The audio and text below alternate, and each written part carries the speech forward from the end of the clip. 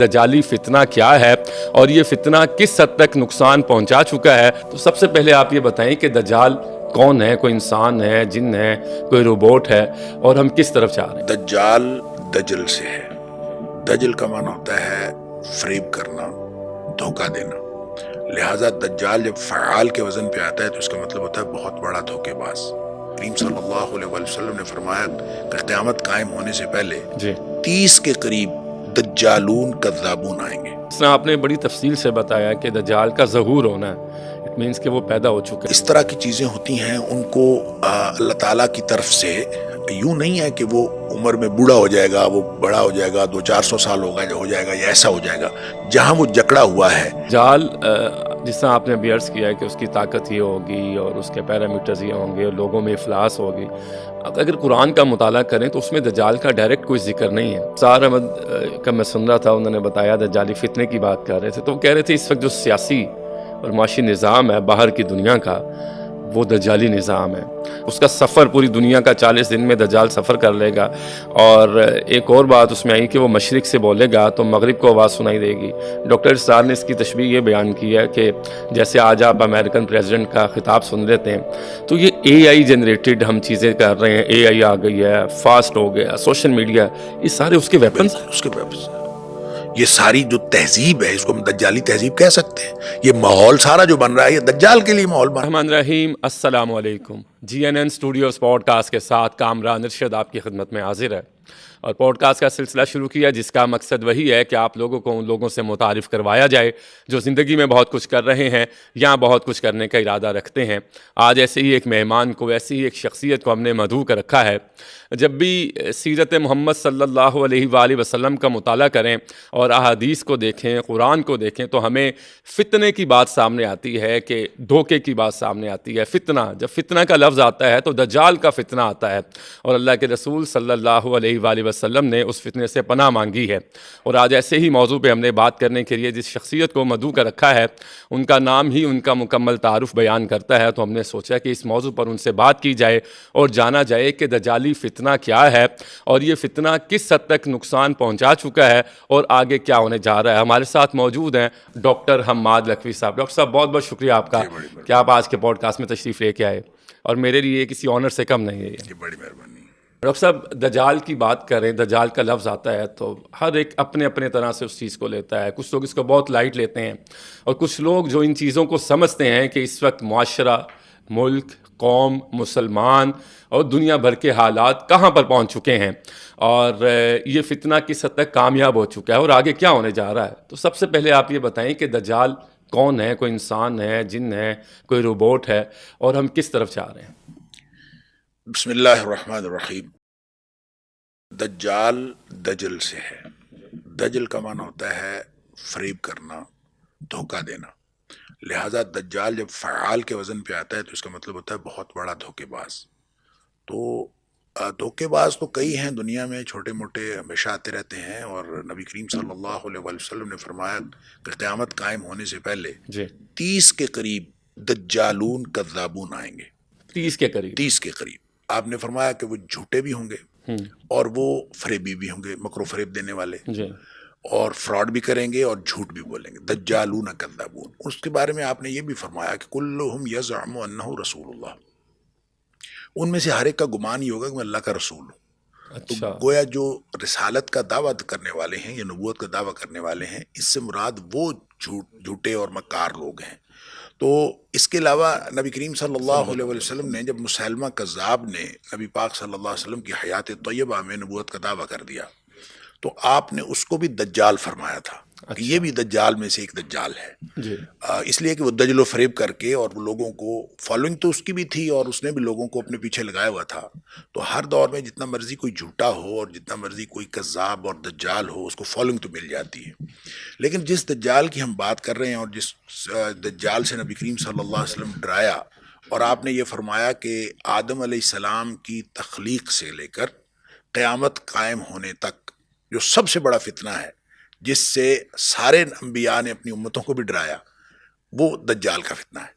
اس کا مطلب یہ ہے کہ وہ ایک دجال اکبر، ایک بڑا دجال آئے گا، اور یقیناً وہ انسان ہوگا، انسانوں جیسا ہوگا. اچھا. اور وہ کوئی بلا نہیں ہوگا. وہ ایسا نہیں ہے کہ آپ یہ سمجھیں کہ کوئی ما فوق الفطرت کوئی چیز ہوگا، ایسا نہیں ہے. ٹھیک ہے. وہ ہوگا انسان. اس کی وجہ یہ ہے کہ نبی کریم صلی اللہ علیہ وسلم کے دور میں آپ جب ڈرایا کرتے تھے لوگوں کو، صحابہ کرام کو دجال کے فتنے سے، تو صحابہ کرام کہتے ہیں کہ بعض اوقات نبی کریم صلی اللہ علیہ وسلم اتنا ڈراتے کہ ہمیں یہ محسوس ہونے لگتا کہ ابھی کہیں جھاڑیوں سے نکل آئے گا. اچھا. یعنی اس قدر نبی پاک صلی اللہ علیہ وسلم اس کے بارے میں یعنی سینسٹائز کرتے. لیکن یہ ہے کہ ایک شخص تھا جو نبی کریم صلی اللہ علیہ وسلم کے دور میں ہی تھا، اور جس کا صحابہ نے ذکر کیا تھا جس کا صحابہ کے اندر کوئی غیر معمولی صلاحیت، اس کے اندر غیر معمولی صلاحیتیں تھیں، اور نبی کریم صلی اللہ علیہ وسلم نے اس کے ساتھ گفتگو بھی کی. آپ نے اس کو ڈھونڈا بھی. وہ لڑکا اصل میں وہ بچپن سے ہی ایسا تھا کہ اس کے اندر کچھ غیر معمولی صلاحیتیں تھیں. وہ کھیلتا رہتا تھا، پھرتا رہتا تھا، لیکن وہ کوئی ما فوق الفطرت قسم کی باتیں کرتا تھا. نبی کریم صلی اللہ علیہ وسلم نے اس سے بات بھی کی، اور آپ نے اس سے پوچھا کہ بتاؤ کہ میرے ذہن میں کیا ہے، میں نے کیا سوچا ہے. تو وہ آگے سے کہنے لگا دخ، اور بس اتنی بات اس نے کہی، آگے اس کے علاوہ نہیں بول سکا. نبی کریم صلی اللہ علیہ وسلم فرمایا تو اس سے زیادہ کچھ کہہ بھی نہیں سکتا. نبی کریم صلی اللہ علیہ وسلم فرماتے ہیں میں نے دخان یعنی دھواں سوچا تھا، تو وہ اس کو کچھ نہ کچھ اندازہ ہوا اور وہ دخ کہنے لگا. اس کا مطلب یہ ہے کہ کوئی شیطانی قوتیں ایسی ہو سکتی ہیں کہ جو آپ کو آپ کا دماغ پڑھ لیتی ہیں، لیکن ان کو بھی پوری طرح سے علم نہیں ہو سکتا، صرف ایک اندازہ سا ہوتا ہے، اور اس کے اوپر بنیاد بنا کر وہ بہت ساری باتیں اس میں شامل کر لیتے ہیں. ڈاکٹر صاحب یہ ٹیلی پیتھی اسی کی یہی ہے، ہو سکتا ہے یہ ٹیلی پیتھی ایک ہو سکتا ہے. آج کی جو اصطلاح میں لوگ ٹیلی پیتھی چونکہ دماغ پڑھنے کے لیے ایک نیا ایک مجاہدے اور ریاضتوں کا نظام بنا ہوا ہے، تو ہو سکتا ہے یہ ہو. تو کہنے کی بات یہ ہے کہ نبی کریم صلی اللہ علیہ وسلم اور اس کے بارے میں جب صحابہ کرام کہتے تھے اس کی غیر معمولی باتیں دیکھ کر، تو ایک دفعہ نبی کریم صلی اللہ علیہ وسلم جب تشریف لے ایک دفعہ وہ شخص حج کے لیے جا رہا تھا، اور اس نے صحابہ سے کہا دیکھیں لوگ مجھے دجال سمجھتے ہیں. اس کو پتا تھا مجھے دجال سمجھتے ہیں. اس کو پتا تھا. کہتا لوگ مجھے دجال سمجھتے ہیں، حالانکہ نبی کریم صلی اللہ علیہ وسلم نے فرمایا اس کی اولاد نہیں ہوگی، میری تو اولاد ہے. پھر اس نے کہا کہ نبی کریم صلی اللہ علیہ وسلم نے دجال کے بارے میں یہ فرمایا وہ مدینہ میں داخل نہیں ہو سکے گا، میں تو رہتا ہی مدینہ میں ہوں، لہذا میں دجال کیسے ہو سکتا ہوں. تو اس طرح گفتگو جو ہے وہ مختلف، وہ صحابی کہتے ہیں مجھے تو ڈر لگا اس سے جب وہ میرے ساتھ گفتگو کر رہا تھا. تو چونکہ وہ کہنے کی بات یہ ہے کہ وہ ایک انسان تھا، اور نبی کریم صلی اللہ علیہ وسلم کے پاس جب صحابہ کرام نے اس کے دجال ہونے کا خدشہ ظاہر کیا تو نبی کریم صلی اللہ علیہ وسلم اس کو پوچھنے کے لیے گئے بھی. تو اس کا مطلب یہ ہے کہ وہ انسان ہی ہوگا. ٹھیک، بالکل ہوگا وہ انسان ہی. جی ٹھیک ہے. اور پھر جب آپ اس کو دوسرے احادیث کی یعنی روشنی میں دیکھتے ہیں تو ایک بات یہ بھی سمجھ آتی ہے کہ وہ پیدا نہیں ہوگا، وہ ظاہر ہوگا. جی اب اس کا ظہور ہوگا. پیدا وہ ہو چکا ہے. یہ بڑا وہ اس کا ظہور ہوگا. جی ہاں. اس کی پیدائش اور تخلیق نہیں ہوگی، اس کا ظہور ہوگا. اس کا مطلب وہ کہیں پہ ہے، اور اس کی تفصیل وہ تمیم داری رضی اللہ تعالیٰ عنہ والی حدیث جو ہے وہ ساری تفصیل بیان کرتی ہے کہ جب وہ کسی سمندر کے سفر پہ تھے اور ان کی کشتی جو ہے راستہ بھول گئی، اور وہ مہینہ بھر چلتے رہے. تو مہینہ بھر کشتی کہاں چلتی رہی، وہ اپنے ہی رخ پہ چلتی رہی، ان کو تو پتہ نہیں تھا جانا کدھر ہے. تو بالآخر وہ ایک جزیرے پہ لگی. وہاں پہ ایک شخص آیا. اس نے آ کے، وہ شخص کیا تھا، وہ جانور نما انسان تھا یا انسان نما جانور تھا. اور انہوں نے اس سے پوچھا، اس کے جسم پہ اتنے بال تھے کہ اس کا سمجھ ہی نہیں آتی تھی کہ اس کا فرنٹ کدھر ہے اور بیک کدھر ہے. تو اس سے انہوں نے پوچھا کہ تیرا نام کیا ہے؟ اس نے کہا میرا نام جساسہ ہے. جساسہ. ٹھیک ہے. تو اس پر پھر یہ اس کو لے گئے. اس نے کہا اور میں تمہیں ایک شخص سے ملا ہوں. وہ ان کو لے گیا، اور وہاں پہ ایک شخص جکڑا ہوا تھا، اور وہ جو جکڑا ہوا تھا اس نے پھر کچھ سوالات کیے. ان سے پوچھا کہ بتائیں کہ وہ جو گلیلی کا ریور ہے جس کو ہم کہتے ہیں بحیرہ طبریہ، کہ اس کے اندر پانی ہے کہ نہیں، بسان کے باغ ابھی پھل دے رہے ہیں کہ نہیں دے رہے. یعنی چند سوالات اس نے کیے. اور یہ وہ نشانیاں تھیں جو نبی کریم صلی اللہ علیہ وسلم بتائی ہوئی کہ جب وہ نشانیاں پوری ہو جائیں گی تو اس وقت یہ دجال کا ظہور ہوگا. اس نے پھر خود بھی بتایا کہ میں جب یہ ختم ہو جائے گا تو پھر میں آؤں گا، یہ نشانیاں ظاہر ہو جائیں گی تو پھر میں آؤں گا. اچھا، یہ بار گفتگو ہوئی. پھر اس کے بعد یہ آگے وہاں سے لوگ اب اس میں بہت ساری باتیں ہیں. نبی کریم صلی اللہ علیہ وسلم کے پاس انہوں نے بات یہ بتائی, نبی پاک صلی اللہ علیہ وسلم نے آگے لوگوں کو بتائی, اس کا مطلب ہے آپ نے اس کی تصدیق کی. تو اس سے یہ نتیجہ نکلا کہ وہ جہاں کہیں قید ہے وہ کوئی سمندر کا مقام ہے. بالکل ٹھیک ہے. اچھا, وہ سمندر کا مقام ہے. اور سمندر کے مقام میں کیا دنیا میں کوئی ایسی جگہ ہو سکتی ہے کہ جہاں وہ ہو سکتا ہے؟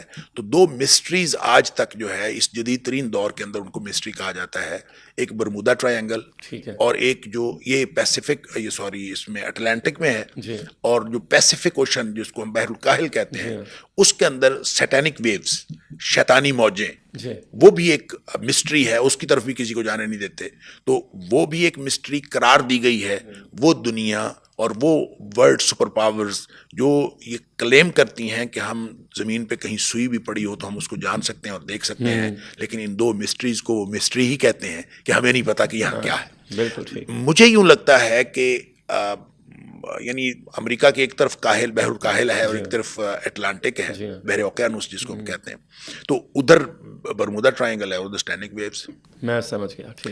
اب نبی کریم صلی اللہ علیہ وسلم نے فرمایا شیطان کا جو تخت ہے نا, ابلیس کا, شیطان کا تو بہت سارا لشکر ہے, آگے ان کی اولادوں کی اولادیں کام چلتا ہے, لیکن جو ابلیس ہے اس کا جو تخت ہے وہ اس کا تخت پانی پر ہے. اس کا مطلب ہو سکتا ہے ان دو مسٹریز میں سے کسی ایک جگہ وہ ہو, ایک جگہ پہ ہو. اور اسی طرح تمیم داری کی روایت کے مطابق جو دجال کا جو مسکن ہے جہاں وہ جکڑا ہوا ہے وہ بھی پانی میں ہے. بالکل ٹھیک ہے. تو ہو سکتا ہے ان دونوں میں سے کسی ایک جگہ دجال ہو, کسی ایک جگہ ابلیس ہو. بالکل ٹھیک ہے. اچھا ڈاکٹر صاحب, جس طرح آپ نے بڑی تفصیل سے بتایا کہ دجال کا ظہور ہونا ہے, اٹ مینس کہ وہ پیدا ہو چکا ہے, اور کچھ علماء اس پر بات بڑی کھل کے کرتے ہیں.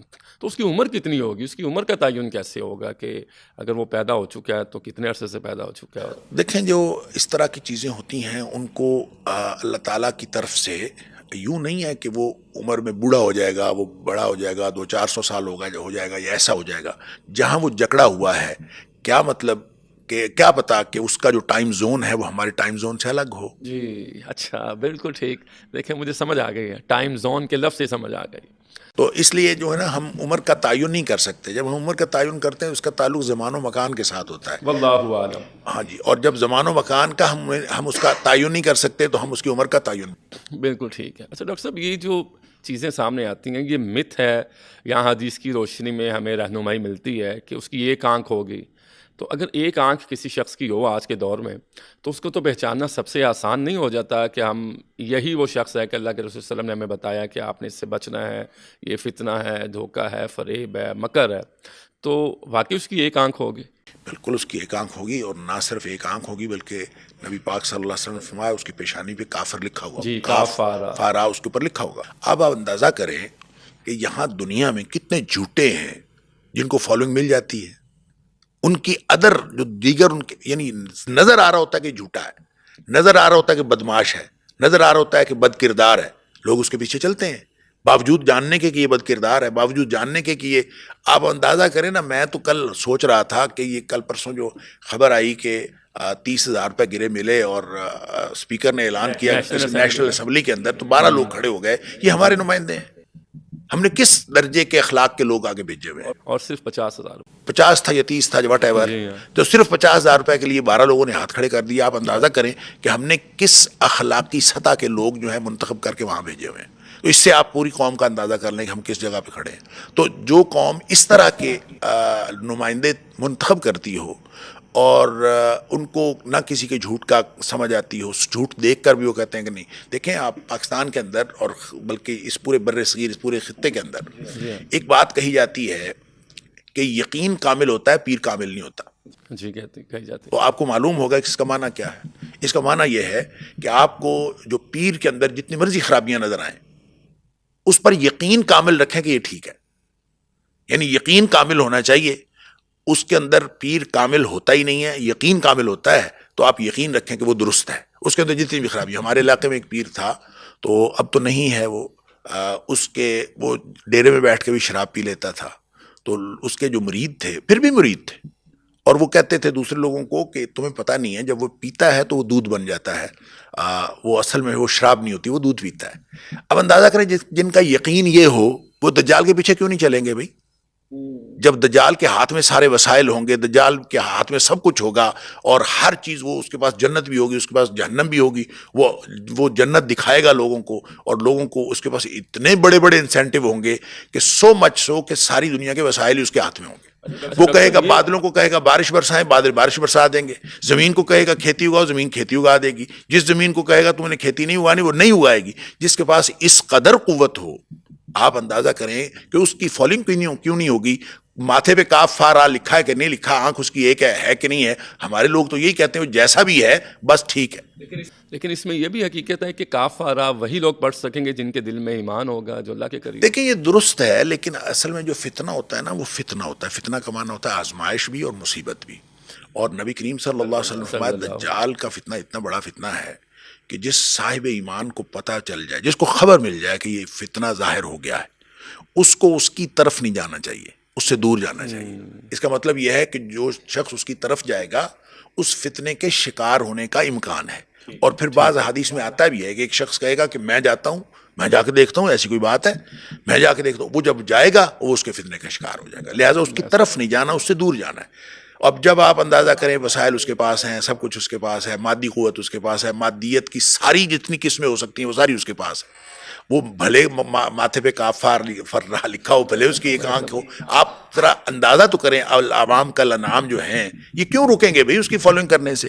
انہوں نے تو کہنا سب کچھ اس کے پاس ہے تو ہم تو جاتے ہیں، کوئی بات نہیں، خیر ہے لکھا ہوا تو پھر کیا ہوا۔ اچھا یہ ہے اصل میں وہ معاملہ، جب بھی کوئی شخص اس کے قریب جائے گا وہ اس کا شکار ہو جائے گا۔ اس سے نبی پاک صلی اللہ علیہ وسلم فرمایا اس سے دور جانا ہے۔ اب جو دور جانا ہے، وسائل اس کے پاس ہیں، اب جو دور جانا ہے تو کیا کرنا ہے؟ بھوک ہے، افلاس ہے، کچھ نہیں ہے، آپ کے پاس کچھ نہیں ہوگا۔ اگر آپ دجال کے دوسری طرف جائیں گے تو گویا آپ ہر چیز گیو اپ کر دیں گے۔ صحابہ کرام نے پوچھا نبی پاک صلی اللہ علیہ وسلم سے کہ اللہ کے رسول صلی اللہ علیہ وسلم دجال کا فتنہ ظاہر ہو گیا تو ہر چیز تو اس کے پاس ہوگی، ہم کیا کھائیں گے؟ اب اندازہ کریں اس قدر افلاس ہوگا۔ اور اس نے صحابہ نے پوچھا اللہ کے رسول صلی اللہ علیہ وسلم ہم کیا کھائیں گے؟ آپ نے فرمایا تمہیں لا الہ الا اللہ کہنا، سبحان اللہ کہنا، اللہ اکبر کہنا، یہی کافی ہو جائے گا۔ سبحان اللہ۔ آپ اندازہ کریں ہمارا تو سبحان اللہ کہنے سے پیٹ نہیں بھرتا، ہمارا تو لا الہ الا اللہ کہنے سے پیٹ نہیں بھرتا، ہم تو اللہ اکبر الحمدللہ جتنا مرضی کہتے رہے، ہمارا پیٹ تو نہیں بھرتا۔ تو اس کا مطلب یہ ہے کہ ہماری پریکٹس ہونی چاہیے کہ ہم اللہ کے ذکر میں ایسا دل لگائیں کہ ہمیں بھوک بھول جائے، ہمیں بھوک بھول جائے۔ بالکل اچھی بات کی ڈاکٹر صاحب۔ یہ اس کے پاس یہ بھی طاقت ہوگی کہ وہ کسی انسان کو مردہ کرے گا، کاٹ دے گا اور اس کے بعد اس کو جوڑ دے گا۔ بالکل یہ طاقت اس کے پاس ہوگی، لیکن لمیٹڈ ٹائم کے لیے، کیونکہ آزمائش ہے نا، فتنہ ہے، تو ایک دفعہ وہ کرے گا اور دوسری دفعہ نہیں کر سکے گا۔ ایک دفعہ کرے گا پھر دوسری دفعہ نہیں کر سکے گا، گویا اس کے پاس لوگوں کو دکھانے کے لیے بہت کچھ ہوگا، اور ایک شخص کو وہ مارے گا، زندہ کرے گا، دوبارہ جوڑے گا، اس کے دو حصوں میں کر کے پھر اس کے درمیان میں چلے گا وہ، اور پھر ان کو واپس جوڑے گا، وہ جڑ جائیں گے، وہ آدمی بولنا شروع ہو جائے گا، اور وہ صاحب ایمان ہوگا، اور وہ یہ کہے گا، اس سے پوچھے گا کہ اب تو میرے اوپر ایمان لاتا ہے کہ نہیں؟ وہ کہے گا کہ مجھے اب تو یقین ہو گیا کہ تو دجال اور کافر وہ ہے جس کے بارے میں خبر نبی پاک صلی اللہ علیہ وسلم نے دی، اور وہ پھر اس کو مارنا چاہے گا، پھر نہیں مار سکے گا۔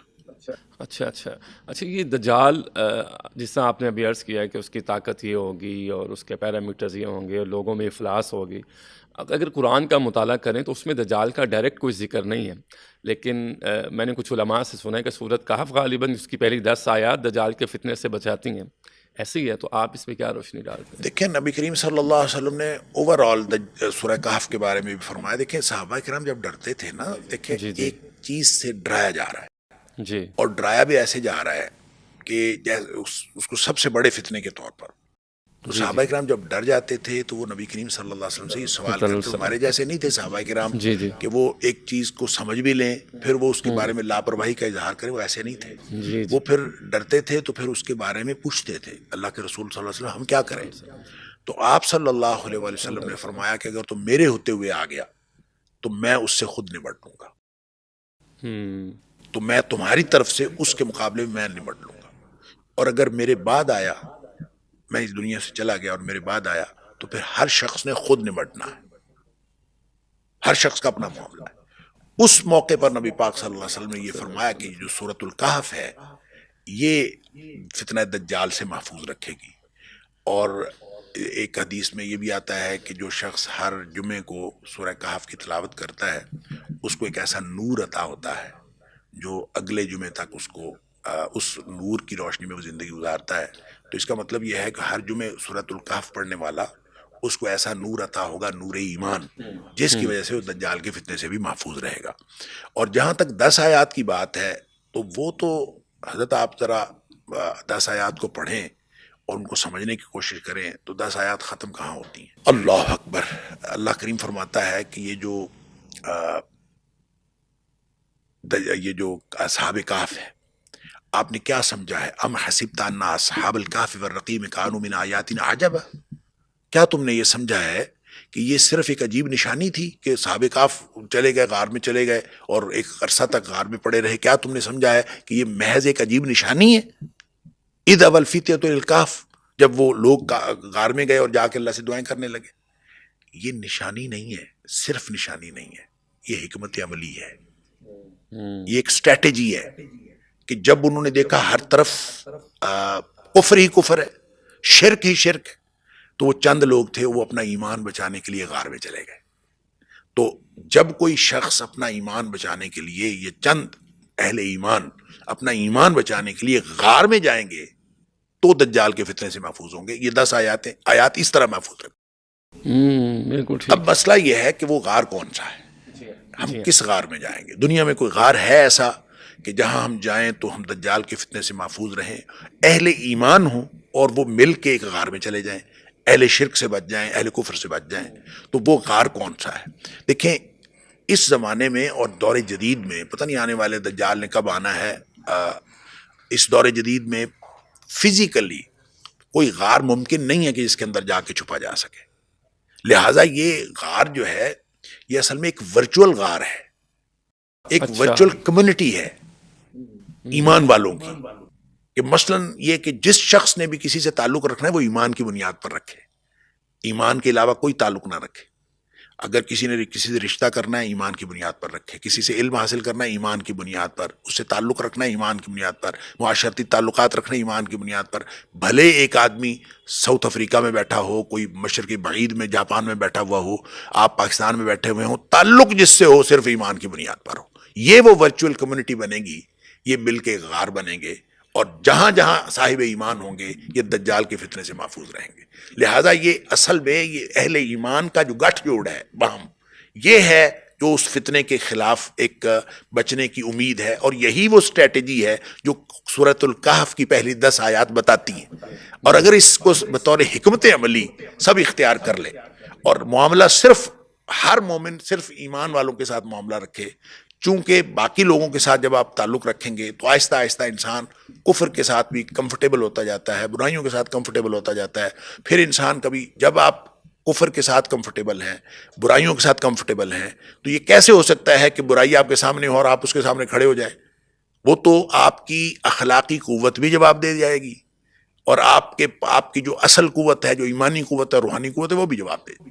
اسی وجہ سے تو پھر LGBT اور یہ سارے ہر وہ چیز جس میں دیکھیں نبی پاک صلی اللہ علیہ وسلم نے کتنی احتیاط بتائی. آپ نے فرمایا جس ٹیبل کے اوپر، جس دسترخوان کے اوپر شراب چنی ہوئی ہو، اس دسترخوان پہ بیٹھ کے حلال کھانا بھی نہ کھائے. کیوں؟ وہ شراب اٹھ کے آپ کے منہ میں تو نہیں آ رہی، صرف یہ کہ آپ جب اس طرح دسترخوان پہ شراب چنی ہوئی ہوگی تو آپ کھانا کھائیں گے تو آپ کے دل سے اس برائی کی نفرت نکل جائے گی. اور کوئی بھی برائی جہاں کہیں بھی ہو رہی ہے اس سے الگ ہونا ضروری ہے. جب آپ اس سے الگ نہیں ہوتے تو آپ اس کے ساتھ کمفرٹیبل رہتے ہیں تو پھر آپ اس فتنے کا شکار ہو جاتے ہیں. اب تاریخ پڑھ لیں، امام ابن کثیر نے جو بنی اسرائیل کی تاریخ بتائی ہے وہ بھی اسی طرح ہے. سب کی ساری قوموں کی تاریخ اسی طرح ہے. وہ روکتے رہے، جو روکنے والے ہیں پھر بالآخر ان کے ساتھ آپس میں مل گئے اور دل ان کے مل گئے. تو یہاں ہماری جو امت مسلمہ ہے یا آج کے جو مسلمان ہیں، انہوں نے اگر سارے فتنہ، صرف یہ جو دجال کا فتنہ، یہ تو بہت بڑا فتنہ ہے. نبی کریم صلی اللہ علیہ وسلم نے فرمایا اس سے پہلے بڑے فتنے آنے ہیں، فتنوں کا دور ہے. آپ نے فرمایا بادر بالاعمال فتنا کقطع اللیل المظلم، اندھیری رات کی طرح چھا جانے والے فتنے آنے سے پہلے عمل کر لو. یعنی وقت تھوڑا ہے تو جتنا عمل کرنا ہے کر لو، اس کے بعد فتنے چھا جائیں گے اور ایسے چھائیں گے جیسے اندھیری رات چھا جاتی. تو اندھیری رات جب چھاتی ہے تو پھر اس وقت کوئی چیز سجھائی نہیں دیتی. تو جب کچھ بھی سجھائی نہ دے رہا ہو تو پھر آپ عمل کیسے کریں گے؟ اس میں تھوڑا سا ہنٹ نبی پاک صلی اللہ علیہ وسلم نے دیا کہ جب یہ فتنے چھا جائیں گے تو پھر کیا ہوگا. آپ نے فرمایا یصبح الرجل مؤمنا ویمسی کافرا، آدمی صبح مومن ہوگا شام کو کافر ہوا پڑا ہوگا. او یمسی مومنا ویصبح کافرا، یا شام کو مومن ہوگا صبح کافر ہوا پڑا ہوگا. کیا ایسا ہو جاتا ہے ایک دن میں صبح سے شام تک؟ کیا ہو جاتا ہے کہ آدمی کافر ہو جائے؟ یا رات کو آدمی گھر جائے اور وہ صبح تک کافر ہوا پڑا ہو، کیا ایسا ہو جاتا ہے؟ وہ یہی فتنے ہیں جس میں مبتلا ہونے کی. اکیلا آدمی رات کو بیٹھا ہوا ہو تو وہ کیا کچھ نہیں کرتا جس سے وہ کفر میں مبتلا ہو سکتا. جی ہاں بالکل. یہ پہلے اس دور میں تو نہیں تھا. پھر ایک ہنٹ نبی پاک صلی اللہ علیہ وسلم نے یہ دیا اس دور کے لیے. آپ نے فرمایا وَيَبِيعُ الرَّجُلُ دِينَهُ بِعَرَضٍ مِّنَ الدُّنْيَا، آدمی اپنا جو دین ہے وہ دنیا کے فائدے کے لیے بیچ ڈالے گا. تو جس دور میں لوگ اپنا دین دنیا کے فائدے کے لیے بیچ ڈالیں، آپ کیسے توقع کرتے ہیں کہ ہم دجال کے فتنے سے بچ جائیں گے؟ تو بہت مشکل ہے، بہت بڑا فتنہ ہے، اس سے بچنا مشکل ہے. لہٰذا قرآن اور ایمان ہی بچائے گا، اور قرآن سے جڑے رہیں اور اپنے ایمان کی حفاظت کریں تو ہی ہم اس سے بچ سکتے ہیں. آپ اندھیری رات کی بات کر رہے ہیں، تو اب تو دن میں بھی اندھیرا ہے جو معاشرے میں چل رہا ہے، اور آپ نے بتایا کہ قرآن ہی بچائے گا آپ کو. اچھا ڈاکٹر صاحب، یہ دجال کی جس طرح سے ہم بات کر رہے ہیں، اس کا دعویٰ ایکچولی کیا ہے سمجھنے کے لیے؟ یہ خدائی کا دعویٰ ہے یا مسیح ہونے کا دعویٰ ہے؟ دیکھیں، مسیح الدجال جو ہے نا، اس کو جو کہا گیا المسیح الدجال، حدیث کے اندر کہا گیا، وہ مسیح اس لیے نہیں کہا گیا کہ اس کا کوئی حضرت مسیح علیہ السلام کے ساتھ کوئی تعلق ہے، ایسا کچھ نہیں ہے. مسیحی دجال اس کو ساحہ یسیحو سے، وہ چونکہ دنیا میں پھر جائے گا، یہ گھومے گا، پوری دنیا پھرے گا، تو اس کے گھومنے پھرنے کی وجہ سے اس کو مسیح کہا گیا ہے. اس وجہ سے نہیں کہا گیا کہ اس کا حضرت مسیح علیہ السلام. حضرت مسیح علیہ السلام کے ساتھ یہ تعلق ہے کہ اس کو مارنا حضرت مسیح علیہ السلام نے آ کے ہے. حضرت عیسیٰ علیہ السلام، ہمارا یہ عقیدہ ہے کہ حضرت عیسیٰ علیہ السلام اللہ کے ہاں اٹھائے گئے ہیں. بر رفع اللہ الیہ، اللہ نے اپنی طرف اٹھا لیا ہے، قرآن کہتا ہے. اور یہ جو یہودی اور عیسائی کہتے ہیں کہ وہ قتل ہو گئے صلیب پہ چڑھ کے، وہ کہتے ہیں کفارہ دے گئے، اور وہ کہتے ہیں ہم نے مار دیا. دونوں غلط ہیں. قرآن کہتا ہے ولیکن شبہ لہم، اور ان کے اوپر ان کو ایک شبہ پڑ گیا ہے، ان کو سمجھ نہیں آئی. وما قتلوہ یقینا، یقینی بات ہے کہ انہوں نے قتل نہیں کیا. یعنی حضرت عیسیٰ علیہ السلام، ابھی دیکھیں، اندازہ کریں، ان کو ماننے والے بھی کہتے ہیں وہ قتل ہو گئے، اور جو نہیں مانتے وہ بھی کہتے ہیں قتل ہو گئے. قرآن کہتا ہے کہ نہیں، ان کو اللہ تعالیٰ نے وہ قتل نہیں ہوئے. وما قتلوہ یقینا، یقینی بات ہے. ان کو جو شبہ پڑا ہے وہ اس لیے کہ ان کا ہم شکل تھا جس کو انہوں نے سولی چڑھایا، وہ سمجھتے ہیں کہ حضرت. تو عیسیٰ علیہ السلام کو اللہ تعالیٰ اٹھا لیا. متواتر حدیث ہیں جس میں آتا ہے کہ نبی پاک صلی اللہ علیہ وسلم کی امت میں، آپ کی امتی کی حیثیت سے آئیں گے جب امام مہدی اس دنیا میں آ چکے ہوں گے. اس وقت مسلمانوں کے اوپر عرصہ حیات تنگ ہو گیا ہوگا، اور دجال نے ایک تماشا بنا رکھا ہوگا. حضرت عیسیٰ علیہ السلام دمشق کی جامع مسجد میں آئیں گے، اور اس وقت وہ فجر کی نماز کے وقت ان کا نزول ہوگا. پھر مسلمانوں کی قیادت کریں گے. پھر دجال ان کو دیکھ کر ایسے پگھلے گا جیسے موم پگھلتا ہے جب اس کو آگ دکھائی جاتی ہے، تو وہ اس طرح سے پگھل جائے گا. اسی طرح سے جو یہودی ہیں سارے، جو اس وقت تک یہودی رہ جائیں گے. ایک تو قرآن نے یہ کہا ہے کہ اہل کتاب میں سے کوئی اہل کتاب نہیں رہ جائے گا جو اپنی موت سے پہلے یا حضرت عیسیٰ علیہ السلام کی موت سے پہلے وہ ان پر ایمان نہ لائے. یعنی جب حضرت عیسیٰ علیہ السلام تشریف لائیں گے تو اس وقت جتنے اہل کتاب ہوں گے وہ ان پر ایمان لے آئیں گے. ایمان کیا لائیں گے؟ وہ جب یہاں نازل ہوں گے تو وہ تو نبی کریم صلی اللہ علیہ وسلم کی امتی کی حیثیت سے نازل ہوں گے. اس کا مطلب ہے وہ سارے لوگ مسلمان ہو جائیں گے. اچھا، جو مسلمان ہو گئے وہ تو ہو گئے. باقی جو یہودی رہ جائیں گے، ان یہودیوں کو، یعنی عیسائی تو سارے مسلمان ہو جائیں گے جو حضرت عیسیٰ علیہ السلام کو مانتے تھے، تو جو یہودی رہ جائیں گے باقی، ان کو پھر اس کے ساتھ آخری مارکا ہوگا. اور یہ وہ مارکا ہے جس کے بارے میں نبی کریم صلی اللہ علیہ وسلم نے فرمایا کہ یہودی جو ہیں وہ پھر کسی درخت کے پیچھے بھی چھپے گا تو درخت بول کے بتائے گا مسلمان کو کہ میرے پیچھے چھپا ہوا ہے، تو اس کو جو ہے وہ قتل کر لو.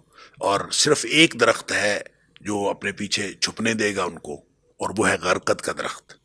اور وہ ایک جھاڑی نما درخت ہوتا ہے. اور واللہ عالم، یہودیوں کو، مسلمانوں کے جو ٹریڈیشنل علم ہے، جو ہماری روایتیں ہیں، اس کے اوپر ان کو یقین ہے، یا ان کی کوئی اپنی روایت ایسی ہے. بہرحال غرقد کا درخت جو ہے وہ بہت کثیر تعداد میں وہ اس کو کاشت کر رہے ہیں. اور وہ اس کو اپنا محبوب درخت کہتے ہیں، اور ہے تو ان کا محبوب درخت کہ وہ ان کو چھپنے کی جگہ دے گا. اب یہ ان کے کس یقین کے تحت وہ اس کے ساتھ جو ہے وہ اس طرح سے بھاری مقدار میں وہ کر رہے ہیں اس کو کاشت، واللہ عالم. ڈاکٹر صاحب یہ 70,000 یہودی اس کے ساتھ ہوں گے، دجال کے ساتھ 70,000 کا جو لفظ آتا ہے اور جو روایتیں آتی ہیں یہ یہی ہیں کہ وہ جو آخری مارکا ہوگا تو 70,000 یہودی دجال کی فورس میں ہوں گے؟ بالکل، یہ دجال کے ساتھ لوگ ہوں گے، اور وہ اصفہان کے یہودی، اس میں یہ آتا ہے اصبہان الفاظ، اصبہان کے یہودی. اب اصبہان جو ہے یہ تو ایران میں ہے. اچھا، بہت ساری چیزیں ایسی ہیں جو اس وقت ہمیں سمجھ نہیں آتی.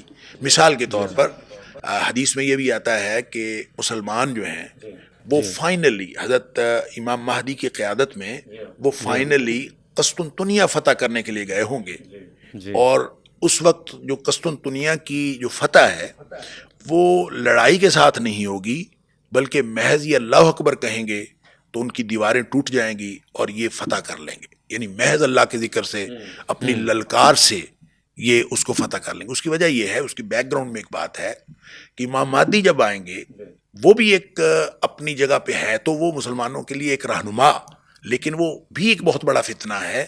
وہ فتنہ اس اعتبار سے ہے کہ جب امام مہدی آئیں گے تو نبی پاک صلی اللہ علیہ وسلم مسلمان 3 حصوں میں ہو جائیں گے. اس وقت کے مسلمان 3 حصوں میں ہو جائیں گے. 3 کیسے؟ 1/3 تو وہ ہوں گے کہ انہوں نے امام مہدی کو ماننا ہی نہیں، تسلیم ہی نہیں کرنا. اس کی وجہ یہ ہے کہ امام مہدی نے بیعت لینی ہے جہاد پہ.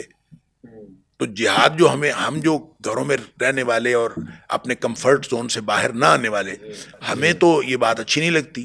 تو جن کو اچھی نہیں لگتی وہ پھر ان کی طبیعتیں مانیں گی ہی نہیں. تو 1/3 نے تو ویسے انکار کر دینا. نبی پاک صلی اللہ علیہ وسلم ان کا ایمان کے ساتھ رتی بھر تعلق نہیں ہے، وہ تو ویسے ہی گئے. باقی جو 2 حصے رہ جائیں گے ان میں سے آدھے جہاد میں کام آ جائیں گے، شہید ہو جائیں گے. اور نبی پاک صلی اللہ علیہ وسلم فرمایا وہ روئے زمین کے سب سے بہترین شہید ہوں گے.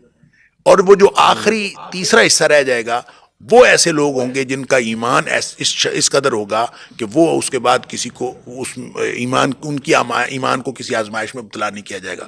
وہ جب جائیں گے قسطنطنیہ فتح کرنے کے لیے تو وہ صرف اللہ اکبر کہیں گے تو اس کی دیوار گر جائے گی. اچھا، وہاں پہ ان کو ایک دم پیچھے سے آواز آئے گی کہ دجال کا ظہور ہو گیا، پھر بھی پیچھے بھاگیں گے دجال کی طرف. اچھا، بات یہ ہے کہ قسطنطنیہ تو مسلمانوں کے پاس ہے. ٹھیک ہے. تو اگر ہم آج کے حالات میں اس کو منطبق کریں تو قسطنطنیہ مسلمانوں کے پاس ہے، مسلمانوں سے فتح کریں گے. اس کا مطلب یہ ہے کہ ابھی قسطنطنیہ نے عیسائیوں کے قبضے میں جانا ہے. یہ ایک دفعہ ایک کوئی مارکا ہوگا، کیا نہیں ہوگا واللہ عالم. لیکن یہ قسطنطنیہ جس کو استنبول ہم کہتے ہیں، اسی کا پرانا نام قسطنطنیہ ہے، اس نے ایک دفعہ استنبول نے عیسائیوں کے قبضے میں جانا ہے، پھر آخر پہ جا کے مسلمانوں نے اس کو فتح کرنا ہے. اب یہ ساری باتیں میں عرض کر رہا ہوں، اس کو ہم کہانی کے طور پر جوڑ نہیں سکتے، اس سے سبق حاصل کر سکتے ہیں، اور ہوتی بھی سبق حاصل کرنے کے لیے. ڈاکٹر سار احمد کا میں سن رہا تھا، انہوں نے بتایا دجالی فتنے کی بات کر رہے تھے، تو وہ کہہ رہے تھے اس وقت جو سیاسی اور معاشی نظام ہے باہر کی دنیا کا وہ دجالی نظام ہے. اور ساتھ وہ اس بات کو بتا رہے تھے کہ جی ہمیں بچنا چاہیے، وہی وہ تلقین کر رہے تھے. اب 9/11 کے بعد کے حالات اگر ہم دیکھیں پورے اس تناظر میں، تو آپ سمجھتے ہیں کہ دجال بہت قریب ہے. اور جو دوسری نشانیاں قیامت کی بھی ہمارے سامنے، بلڈنگز بڑی ہوں گی اور بے حیائی پھیل جائے گی، یہ بہت قریب ہے یہ ساری چیزیں؟ دیکھیں، قیامت کی جو نشانیاں ہیں نا، وہ امام قرطبی نے اس کو 3 حصوں میں تقسیم کیا. اس کے بعد جتنے لوگوں نے قیامت کی نشانیوں کی بات کی ہے انہوں نے تقریباً اسی کو فالو کیا ہے کہ چھوٹی نشانیاں ہیں، درمیانی نشانیاں اور بڑی نشانیاں ہیں. تو چھوٹی اور درمیانی نشانیاں جو ہیں، چھوٹی وہ جو پوری ہو چکی ہیں، درمیانی وہ جو پوری ہو رہی ہیں، اور بڑی جو پوری ہونی ہیں ابھی. جب ہم ان ساری کو دیکھتے ہیں تو بہت ساری نشانیاں پوری ہو چکی ہیں، تاکہ نبی کریم صلی اللہ علیہ وسلم کی تشریف آوری وہ بھی قیامت کی ایک نشانی ہے. آپ نے فرمایا انا والساعۃ کہاتین، میں اور قیامت یوں جڑے ہوئے ہیں، گویا نبی پاک صلی اللہ علیہ وسلم تشریف لے گا آگے قیامت. تو یہ بھی نشانی. لیکن بات یہ ہے وہ جو بڑی نشانیاں آگے آنے والی ہیں ان میں دجال سے پہلے امام مہدی کا ظہور ہے.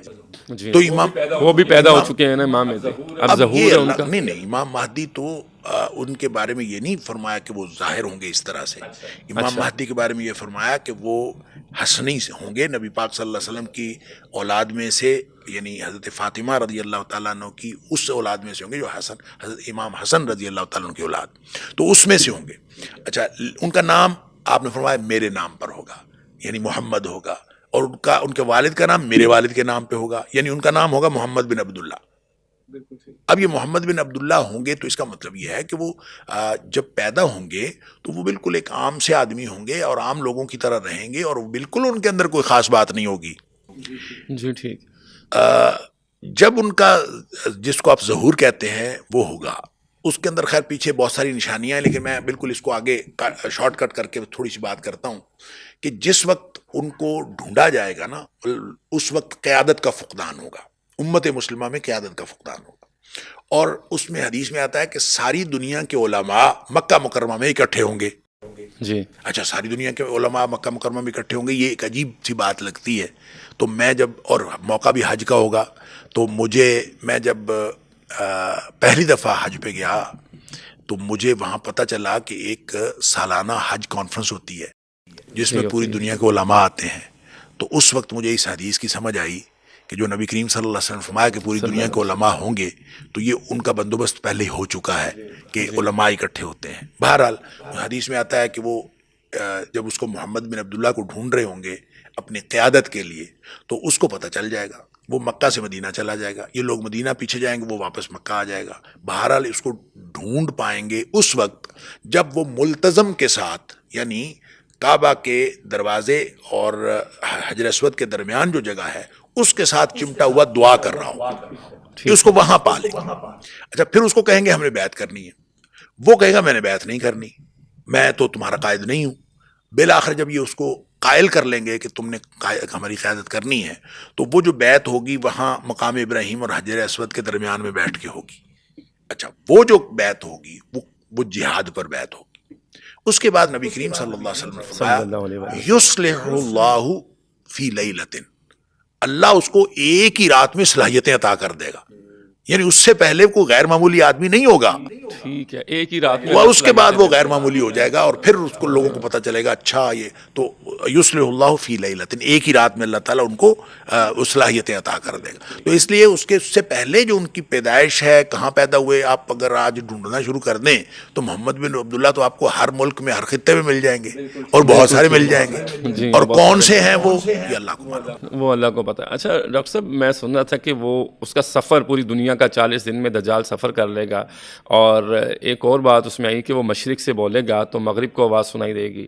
ڈاکٹر اسرار نے اس کی تشبیہ یہ بیان کی ہے کہ جیسے آج آپ امریکن پریزیڈنٹ کا خطاب سن لیتے ہیں تو یہ اے آئی جنریٹڈ ہم چیزیں کر رہے ہیں، اے آئی آ گئی ہے، فاسٹ ہو گیا، سوشل میڈیا، یہ سارے اس کے ویپنس، اس کے ویپنس، یہ ساری جو تہذیب ہے اس کو ہم دجالی تہذیب کہہ سکتے ہیں۔